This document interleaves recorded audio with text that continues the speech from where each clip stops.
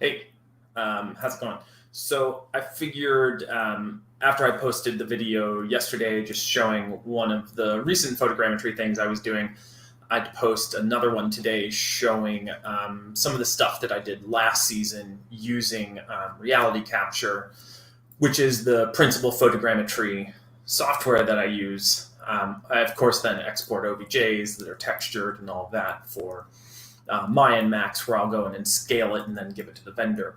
But additionally, I wanted to talk about the tools that I use. And, again, this is just me, but some of this knowledge has been passed on from me or from a buddy of mine, Tim Capper, who many of you would remember. Last year I was in New Zealand working on a project, still to be unnamed.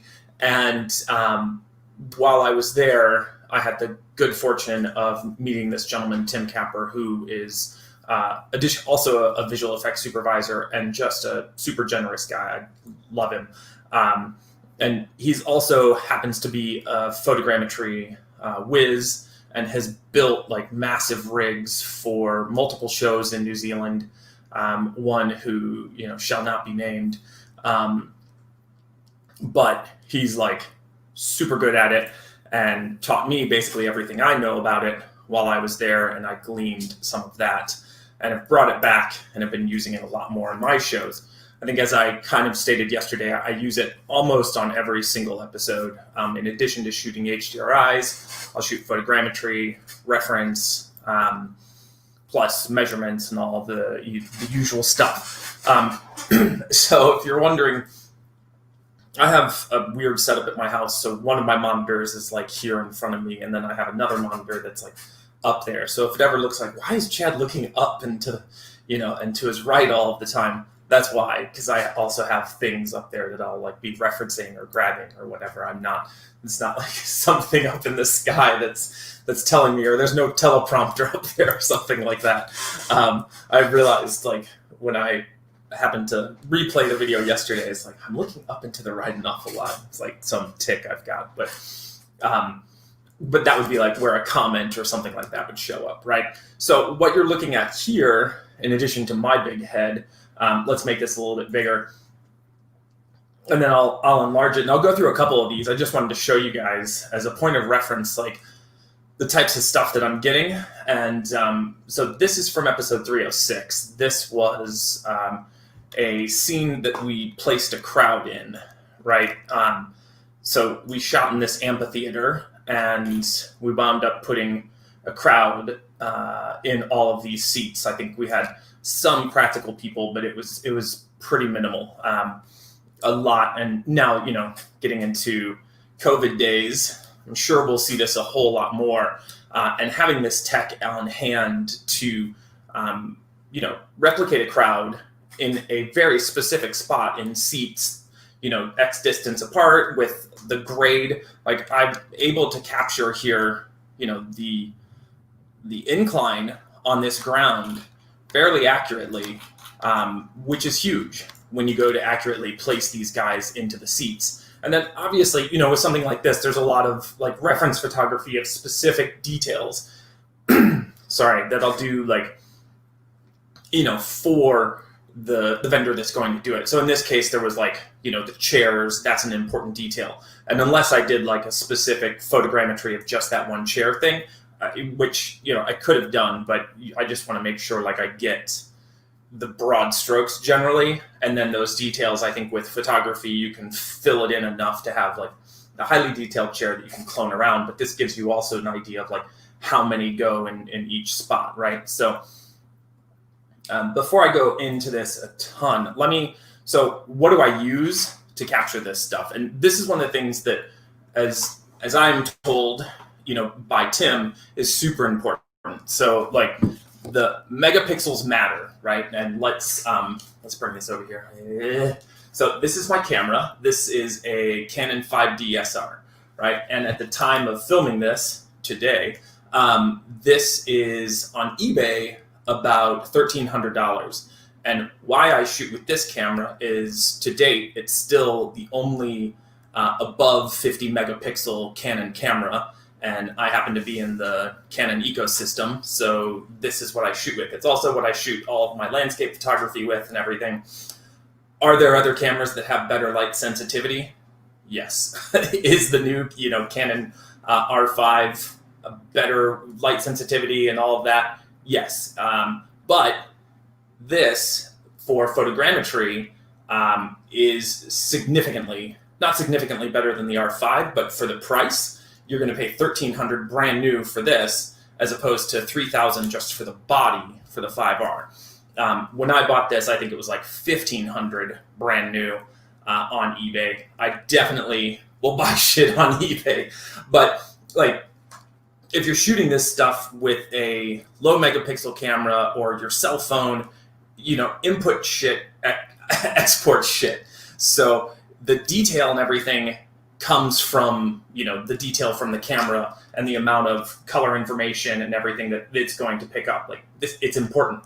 So that was one of the things that, Tim taught me, showed me. He showed me, some kind of like studies and differences on those things. So for the price, you can pick up one of these guys and shoot with this and get super high detailed stuff. I'm going to show you one that's this truck depot that we shot at in episode 302, and it's all these stacks of tires and everything. And in that particular episode, I was able to get down to like the tire treads as far as detail and stuff like that. It's just like super, super, super detailed.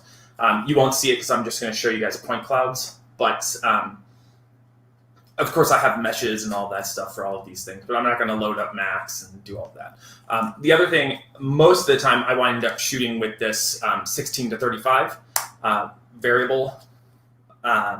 This gets the job done most of the time.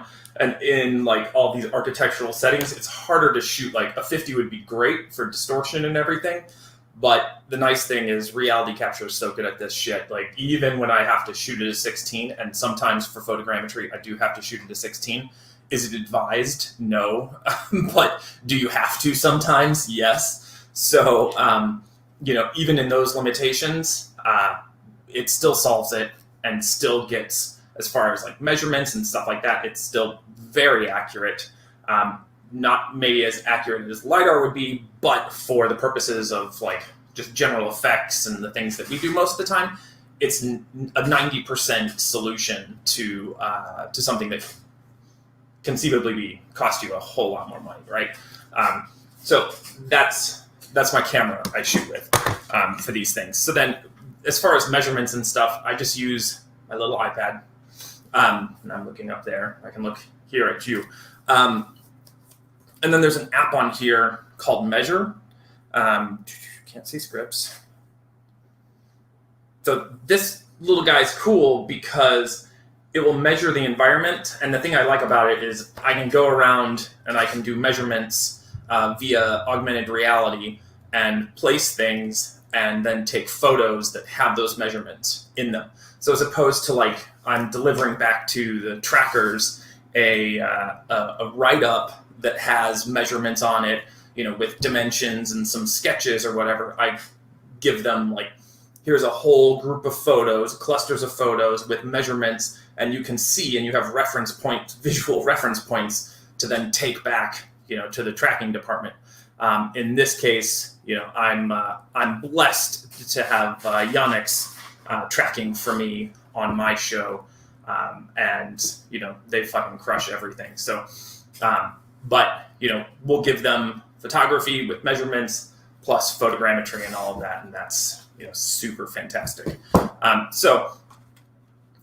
Back to, those are really the big tools, right? Like measuring, and make sure like with the augmented reality stuff, as super like cool as it is, it's still like in the gimmicky mode. So like measure once, measure twice, measure 3 times, because you're going to get like different results different times. Like, and then you'll find like, oh yeah, that's the actual accurate result because, it's basing it off this point over here as opposed to the one over here that you meant it to be and you're a couple inches off or whatever.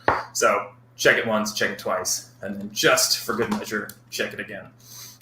Okay, so this is Amphitheater, like I said. So this was episode 306, and you can see like here's where I was shooting, and this I think I started up here.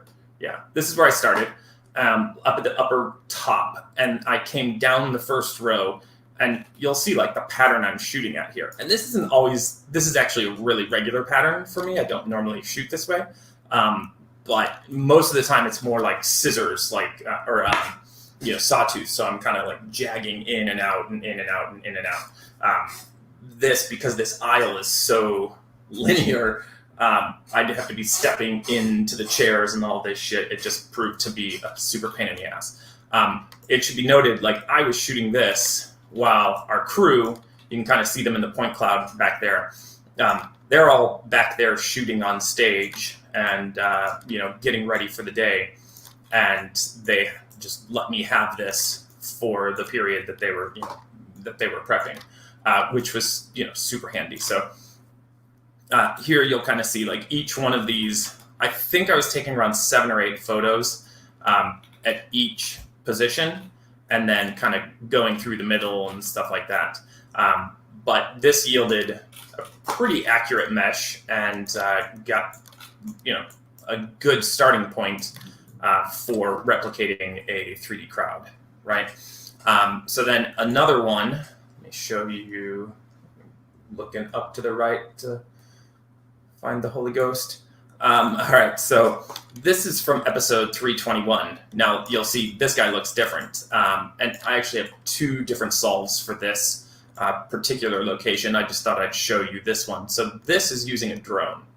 And this I had the pleasure of working with Helinet, who they do our drone operations, and then they also do like their helicopter pilots and plane pilots and stuff like that. This is one of the fun things about SWAT. We've got lots of aerial toys. So in this particular instance, for this solve, we used the DJI tool set to grid this down the street, and it went in and shot. And this is, I think it's like 50 shots, something like that. It took like 20 minutes, right? And it's pretty good. Like, I mean, we crashed a plane down this street, right? There was a plane, it came in up here at the head and flew down the street and ultimately wound up down here at these like 2 stops in this intersection. But you'll see, like, it's got the, it captured the curvature in the road, all of that stuff, pretty nicely. Let me see if I can get you better. Come on. Doesn't want to. It's my one complaint on reality capture. Oh, you're being a dick. Yeah, here we go. So you can kind of see the bow in the road a little bit as we travel down. Now, this is a little bit, more unique in that, of course, it's going to flip its shit.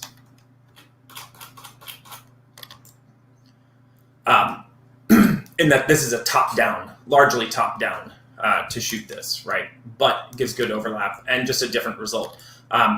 If I was using this for something other than this, I probably would have combined. I also did a street scan of this, and when I went to solve the 2 of them together, it had some issues. If I wanted to really fight at it, I could have gotten it to solve both all together. Would have been really, really high res. As it was, that was like, running for hours just to get that. This one was super fast. This took like 10 minutes. So that's another example. And then let me show you, this is from the truck depot. So this is episode 302. We happened to light a gentleman on fire. Well, not actually light him on fire, but there was a guy that was stationed back here. And let me make this bigger for you, so I'm not like a big talking head. There we go. You're not interested in my head. So there was a guy that was stationed back here, and he came running through these tires, and then got shot by the cops who were stationed over in this area, and he fell here, kind of in the open. But this, you'll see, like, this represents a much more sporadic, shooting pattern, which is generally, more like what I do. And then you can kind of tell, like, I was up high, down in the middle, I didn't do like super low. I basically just did, middle and bottom type of thing with a couple different angles to kind of capture everything here. And this one, when I solved this, I seriously down to the tread, on all of these tires, the tread pattern was 100% visible. It was pretty awesome. Now, I don't give that, excuse me, I don't give that detailed model to the vendor. Nobody wants that. The one, normally I'll down res to 2 to 5 million, and then that's what I'll deliver to somebody. But this was super fun to do. And I think took me, I want to say this was 2.5 hours, because I had to do 2 different times, one in the morning, and then when they went out to lunch, then I came back in. So, which is unfortunate because in the morning I had nice, soft, ambient light. Was perfect, but I think special effects needed to get in for something. At any rate, somebody needed to get in, and of course, we play nice. So they got in and did their stuff, and then I came back later, and then some of the stuff wound up with some hard light. You can kind of see some of the lighting up there. So that was another example. I think I have one more to show you. Oh yeah, this one. So this was just me. This is just for fun, really. But I think this one's cool because it'll give you, you saw, this. There's obviously, a ton of photos here. I don't remember the exact count, but it's in the hundreds, right? So this, still, a really good solve. So the effect here, this is, total overkill for what we did. We broke some glass back here, right? I was in, I live up in Santa Clarita. Those of you that are familiar with the LA area, we were shooting in Marina Del Rey. So, the drive at 3 o'clock in the afternoon to drive from Marina Del Rey up to Santa Clarita is, well, you just don't do it. So instead of driving home, I was screwing around and shot some photogrammetry just for fun.